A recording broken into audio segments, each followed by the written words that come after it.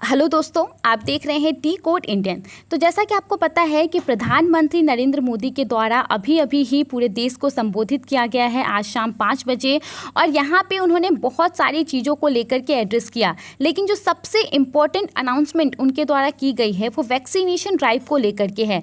प्रधानमंत्री नरेंद्र मोदी ने centralised vaccination drive की घोषणा की है, यानी कि केंद्रीकृत वैक्सीनेशन ड्राइव।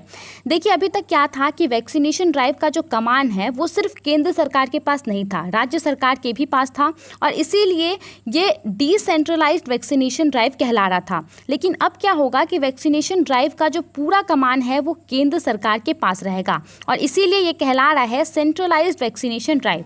इसके अलावा यहाँ पे केंद्र सरकार ने जो फ्री राशन स्कीम चल रहा है, यानी कि प्रधानमंत्री गरीब कल्याण अन्न योजना, उसके दायरे को भी और बढ़ा दिया है। अब जो है पूरे देशवासियों को दीपावली तक, यानी कि नवंबर तक फ्री राशन मिलेगा। तो आइए जानते हैं। सबसे पहले बात करते हैं सेंट्रलाइज्ड वैक्सीनेशन ड्राइव के बारे में।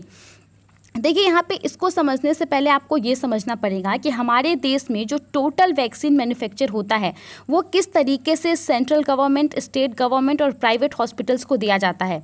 देखिए, सेंट्रल गवर्नमेंट जो है टोटल वैक्सीन जो मैन्युफैक्चर होता है उसका 50% तक ले सकती है कंपनियां से। स्टेट गवर्नमेंट के पास पावर है कि वो 25% तक खरीद सकती है वैक्सीन, और प्राइवेट हॉस्पिटल्स के भी पास ये पावर है कि वो भी 25% तक वैक्सीन खरीद सकती है, जो भी कंपनी वैक्सीन को मैन्युफैक्चर कर रही है देश में। अब यहाँ पे देखिए, केंद्र सरकार के इस फैसले के अनुसार, सेंट्रलाइज्ड वैक्सीनेशन ड्राइव के अनुसार क्या कहा गया है कि जो भी स्टेट्स के पास ये पावर था कि वो 25% कोविड-19 वैक्सीन खरीद सकती थी, उसको अब हटा दिया गया है। अब ये काम केंद्र सरकार करेगी। केंद्र सरकार ही पहले से जो उनका था 50% कोविड-19 वैक्सीन खरीदने का, वो तो रहेगा ही, और 25% स्टेट के भी बदले अब केंद्र सरकार ही खरीदेगी कंपनियां से। इसके अलावा सेंट्रलाइज्ड वैक्सीन ड्राइव में ये भी कहा गया है कि 21 जून से, आपको पता होगा कि 21 जून को न कि सिर्फ इंडिया में बल्कि पूरी दुनिया में अंतर्राष्ट्रीय योग दिवस सेलिब्रेट किया जाता है।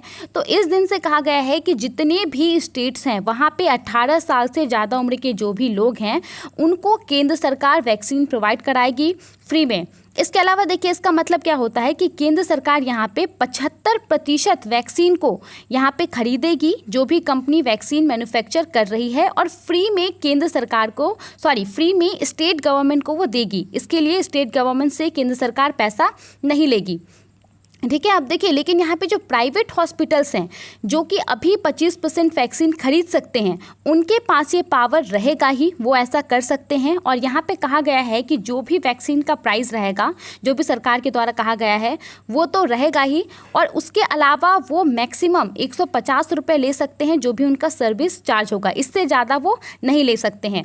देखिए, प्रधानमंत्री मोदी के द्वारा ये भी कहा गया है कि आने वाले दिनों में जो वैक्सीन का सप्लाई है वो काफ़ी ज़्यादा बढ़ने वाला है, ऐसा कहा गया है।